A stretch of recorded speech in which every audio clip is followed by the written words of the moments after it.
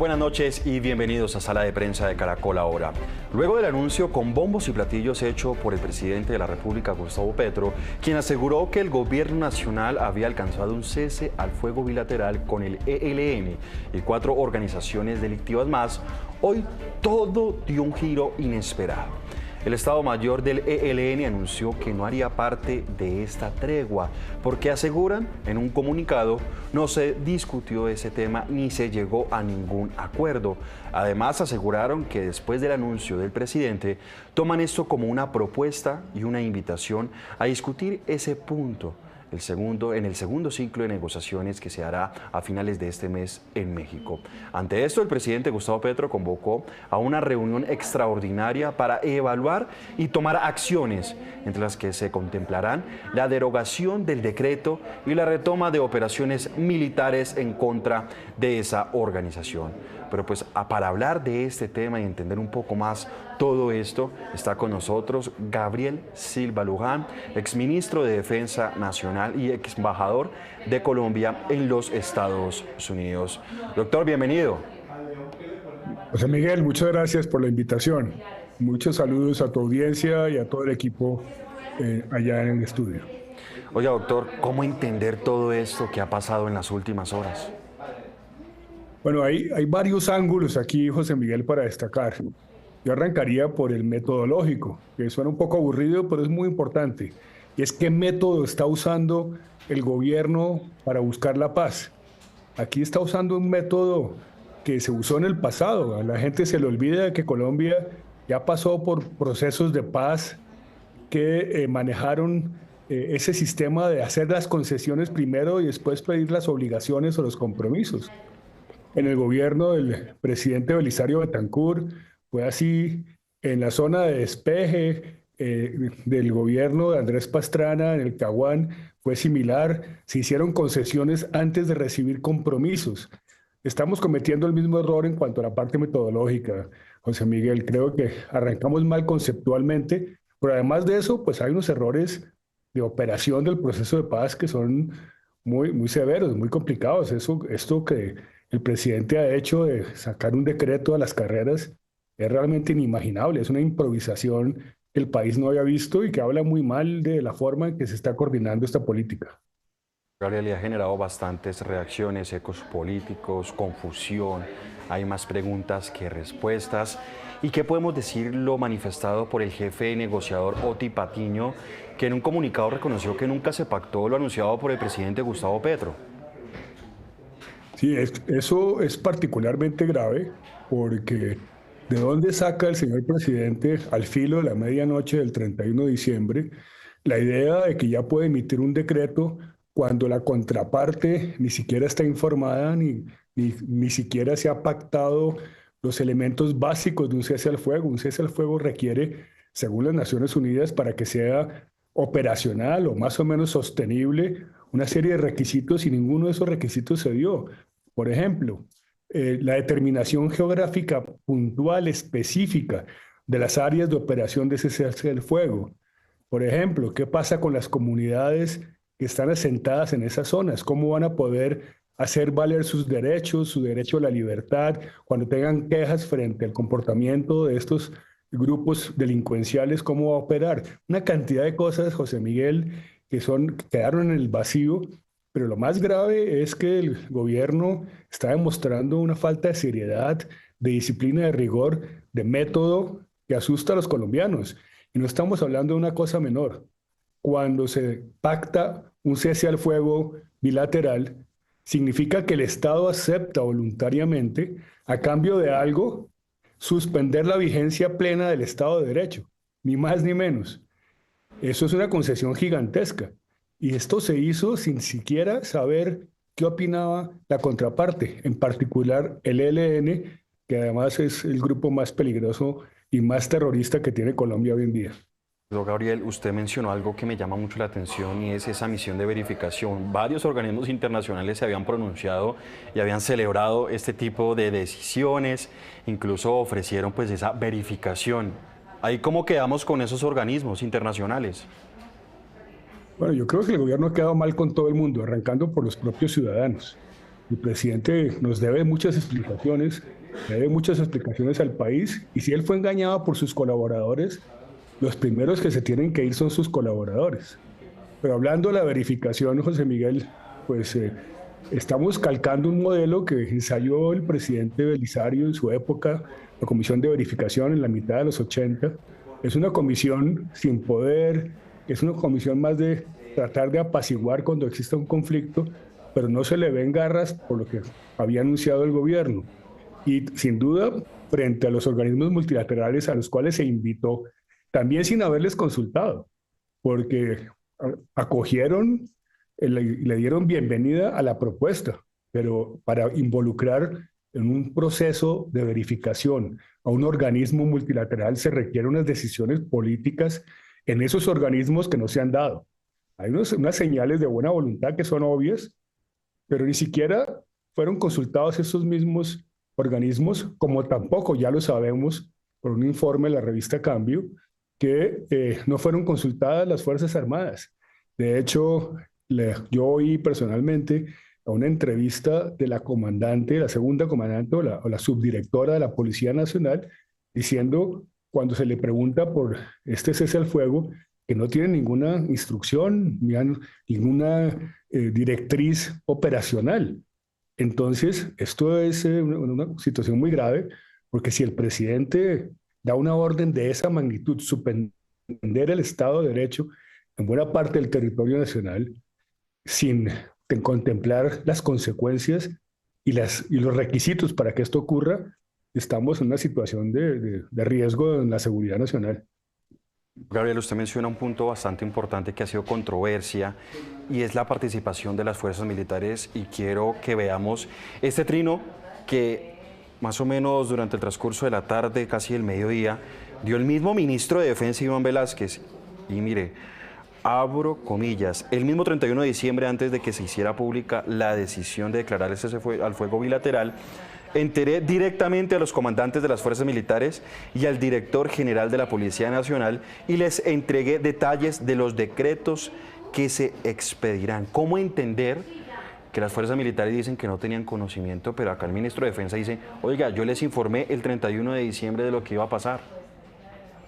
Bueno, aquí hay una cadena de malentendidos que nuevamente pone la luz sobre la forma en que opera el gobierno. Eso es un gobierno que no opera de una manera prudente desde el punto de vista de las políticas públicas. Opera sobre la base de tweets, mensajes, razones, decires. No opera con un sistema como debe ser, de órdenes probadas, comprobadas, confirmadas por escrito, con claridad en instancias decisorias. No se convocó, por ejemplo, a la Comisión Nacional de Política Criminal para plantearles este tema, a la Fiscalía General de la Nación, a las entes correspondientes. Creo que, y tengo entendido, habrá que confirmarlo, que ni siquiera el ministro de Justicia estaba enterado. Entonces, tenemos una complejidad en la forma en que opera este gobierno que pues realmente revela un proceso de decisión maltrecho y equivocado que permite estas confusiones. Por ejemplo, Oti Patiño decía como líder de las negociaciones que sí, que le había dicho al presidente que era una buena idea o que era una buena sugerencia, pero que nunca había firmado o planteado que ya estaba listo un cese al fuego. Si estas cosas pasan en la comunicación interna del gobierno, la situación es muy delicada, porque no sabemos en qué momento esas coyunturas se aprovechan, como se están aprovechando en este momento, para debilitar al Estado. Naturalmente, el gran ganador de esta confusión termina siendo el ELN, que ahora podrá poner las condiciones que quiera, y el gobierno, con tal de probar que sí logró un cese al fuego, estará dispuesto a hacer inmensas concesiones, quizás muchas de ellas no convenientes. Doctor Gabriel, le sumo otro ingrediente que se dio en las últimas horas previas a esta entrevista. Antonio García, uno de los máximos jefes del ELN, y mire lo que dijo vía Twitter, lo vamos a ver.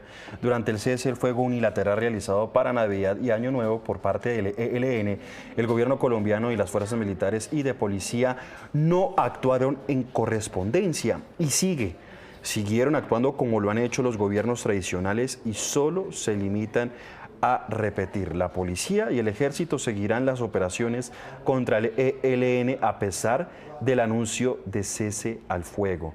Esto prácticamente, doctor Gabriel, está ocurriendo a días de que inicie este ciclo de diálogos con el ELN en México.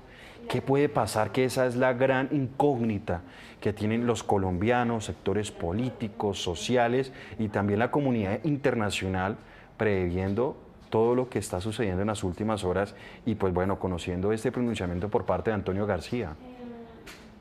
Bueno, es un pronunciamiento que tiene una gran autoridad porque sabemos la influencia política que tiene este comandante del ELN y significa que el ELN está esencialmente diciendo que aquí no hay nada, que aquí lo que hay es unas conversaciones y el gobierno ha ido a un ritmo muy superior al de su contraparte. Perdón. Eso hace que la debilidad de la negociación, la debilidad del Estado en la negociación se incremente. Ahora veremos a un ELN engrandecido, poniendo las condiciones y estableciendo pues las pautas de ese proceso de paz. Doctor Gabriel, en el último párrafo del comunicado del jefe negociador Oti Patiño, que fue de conocimiento nacional, se refiere a que, abro comillas, espera que la fuerza pública esté a la altura constitucional que establece que la paz es un deber y un derecho obligatorio cumplimiento. ¿Qué se puede interpretar de este pronunciamiento de Oti Patiño? Me parece un exabrupto que Oti Patiño trate de darle lecciones de comportamiento constitucional e institucional a la fuerza pública. Me parece un exabrupto que él invoque como a la disciplina y el respeto a las instituciones de las Fuerzas Armadas cuando han sido los más juiciosos y los más disciplinados en acatar las instrucciones del presidente Petro y de todos los presidentes. Y creo que es una insinuación peligrosa.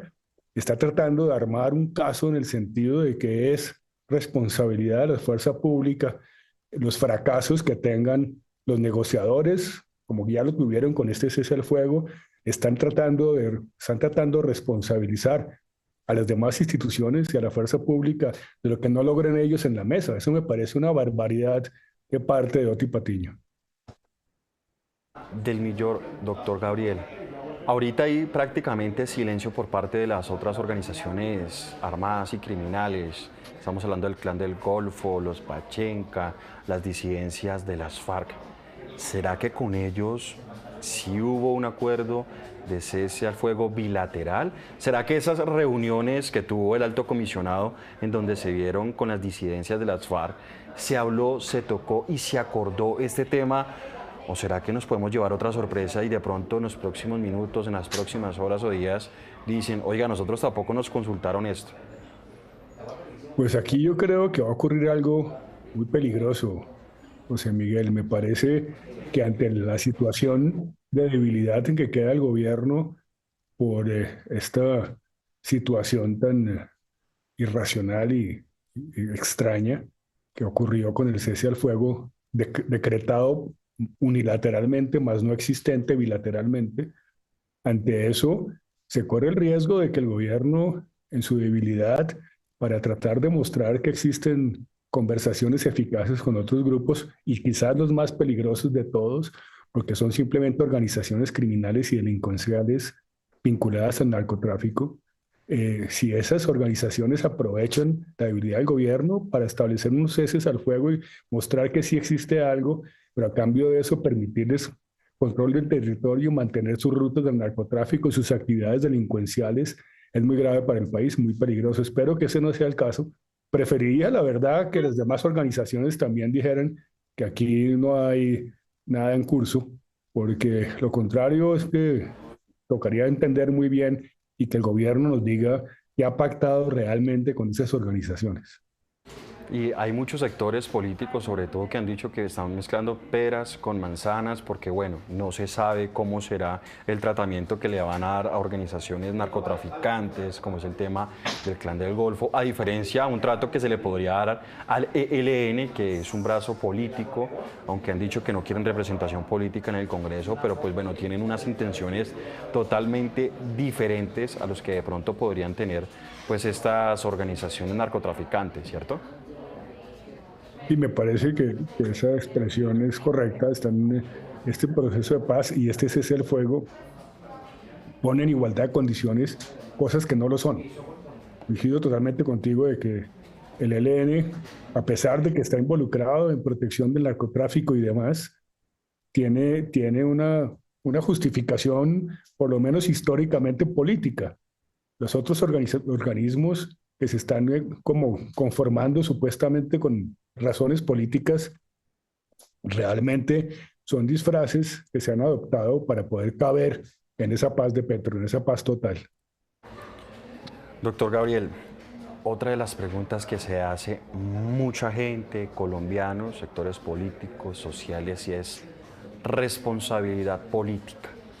Hemos tenido, pues bueno, ya llevábamos prácticamente un poco más de 6, 7 meses del gobierno del presidente Gustavo Petro, en donde muchas oportunidades se han dado este tipo de confusiones, han tenido que en algunos casos salir a desmentir, rectificar, y bueno, esta vez no es la excepción.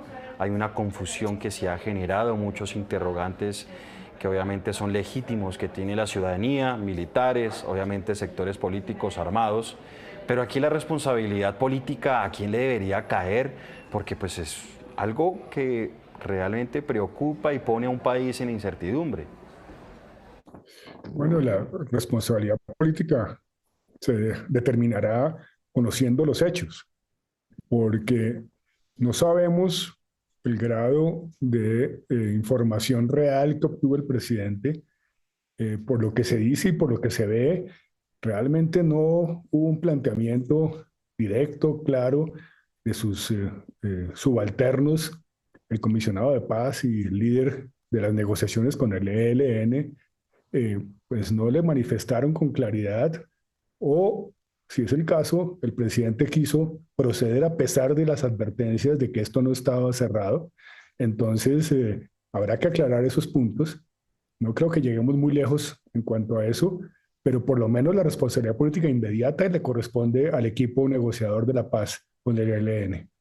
Y eso que prácticamente está recién nombrado. Doctor Gabriel, ¿usted cree que de pronto el gobierno nacional, en cabeza del presidente Gustavo Petro, por este cese al fuego bilateral, pudo o pone en riesgo el cese que de pronto mucha gente está esperando, que dicen y consideran ya es el más importante, que es con el ELN, y poniendo en riesgo también estas negociaciones? Bueno, creo que aquí lo que ocurre es que, como en toda negociación, las partes intentan y buscan siempre aprovechar cualquier debilidad del contrario para maximizar sus ventajas en la mesa. Creo que el gobierno dio papaya, como se dice coloquialmente, una papaya gigante, entregó al ELN, que tiene el sartén por el mango, y es el que le va a determinar cuándo estará de acuerdo o no con las cosas que él le ofrezca. Creo que el gobierno ha quedado muy debilitado y las perspectivas de un proceso de paz en esas condiciones no son muy buenas. Vimos esto, por ejemplo, y esto es muy parecido a la silla vacía cuando el presidente Andrés Pastrana fue a reunirse con Tiro Fijo en el Caguán, que nunca apareció. Aquí nunca apareció el ELN para firmar el cese al fuego bilateral. Entonces estamos ante una silla vacía nuevamente, una silla que quedó vacía porque el ELN no llegó al cese al fuego bilateral, y eso pone, como puso al presidente Pastrana en su momento, al gobierno y al Estado una condición de subordinación y debilidad, con muy poca capacidad de maniobra, y entregado en cierta forma en la mesa a las condiciones o a las demandas que quiera hacer el ELN.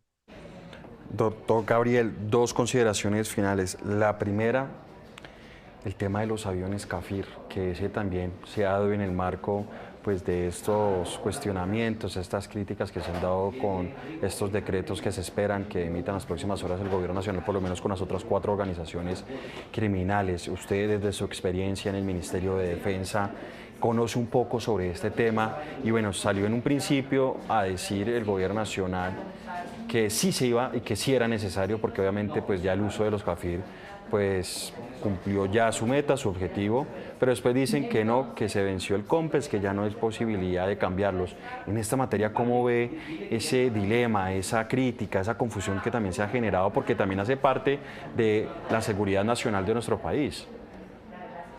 Y es igualmente desconcertante, José Miguel, lo que se vio con el tema de los aviones de combate.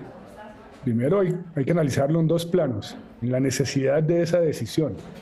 No coincido para nada con la posición del Ministerio de Defensa actualmente de que son indispensables esos aviones para la seguridad nacional. La seguridad nacional de Colombia tiene otros desafíos mucho más graves como el narcotráfico, la protección de los mares, la protección la lucha contra la ruta del narcotráfico, la protección de los recursos pesqueros. Las agresiones territoriales de Nicaragua son cosas que no se manejan con unos aviones de combate, que para cuando los recibamos, la forma en que se va a hacer la guerra convencional va a cambiado tanto, y ya lo hemos visto en el caso de Ucrania, donde los aviones han jugado un papel menor y son los misiles y son los drones y son las nuevas tecnologías de combate convencional las que están comandando la forma en que se genera y se maneja una guerra. Entonces estamos metiéndonos en una tecnología costosísima en un momento en que el país tiene unas necesidades muy grandes en lo social. Es una contradicción muy grande que el gobierno del cambio social lo único que pretenda cambiar son los aviones de combate. Entonces ahí hay una contradicción, y la parte operacional de la decisión fue una decisión también caprichosa que surgió otra vez por un trino del presidente, que después le toca a sus funcionarios ir armando y justificando. Y me parece muy extraño que el gobierno se meta en esta teoría de comprar aviones con la supuesta autoridad de un COMPES que está a punto de vencerse. Que además, reeditar un COMPES no tiene mucha complicación. Es algo que el presidente puede armar en pocas semanas. Entonces, pues uno no sabe si realmente mantienen la intención de comprarlos, que es lo que parecería, pero al mismo tiempo parecería que lo suspendieron por la reacción tan fuerte de la opinión pública. Entonces, también aquí se demuestra otro episodio más de improvisación en la toma de decisiones fundamentales para el país. Creo que nuevamente se confirma el carácter un poco complejo y disfuncional que tiene este gobierno en la toma de decisiones. Doctor Gabriel, finalmente quiero finalizar con estas imágenes que fueron las últimas que rondaron de esa negociación, ese primer acercamiento entre el ELN, el gobierno nacional, y ahí vemos a representantes de esa guerrilla, representantes del Congreso de la República, del gobierno nacional. Obviamente se celebró ese primer acercamiento, después se dio esta imagen en Venezuela. La próxima será en México. ¿Cuál cree que va a ser ese ambiente, ese cara a cara, después de lo que sucedió en las últimas horas en nuestro país? Yo creo que va a ser un poco incómodo y me imagino que, pues bueno, va a haber muchas preguntas que se tendrán que resolver en esa mesa y en ese acercamiento. Bueno, me parece que el gobierno le correspondió un baño de realidad con esta situación. El gobierno, de una manera un poco ligera, cree que su euforia por la paz la comparte sus contrapartes. Están negociando con unas personas que llevan en la guerra 40 años. Eso es una organización que realmente, de hecho, va a cumplir 50 años de estar en la guerra. Es una organización que ha negociado con diferentes gobiernos, que se conoce todos los trucos, que le conoce las debilidades al Estado. Y ellos han asumido que la voluntad de paz que tiene el presidente y su gobierno es la misma y es equivalente a la contraparte. Ese supuesto siempre es equivocado cuando uno se aproxima a una negociación. Una negociación solo importa lo que realmente se firma. Con razón decía el presidente Santos que no hay nada pactado hasta que todo esté cerrado. Y creo que el no haber adoptado esa política, esa estrategia, esa metodología, como hablábamos al principio, es lo que nos está llevando a esta confusión que posiblemente y desafortunadamente para el país va a llevar a un estancamiento, sino a un rompimiento de un proceso en el que pues, se comprometió el gobierno y que además pues, también puede terminar en concesiones que lleven a grandes frustraciones en unos pocos años, como ocurrió con el proceso de paz de Belisario Betancur y el proceso de paz de Andrés Pastrana. Doctor Gabriel Silva Luján, muchas gracias por estar con nosotros aquí en Sala de Prensa. José Miguel, muchas gracias por la invitación y espero que sea útil para el lector esta conversación. Muchas gracias por la oportunidad. Claro que sí, también gracias a ustedes por estar conectados con nosotros. Continúen con toda la programación de Caracol Ahora. ¡Feliz noche!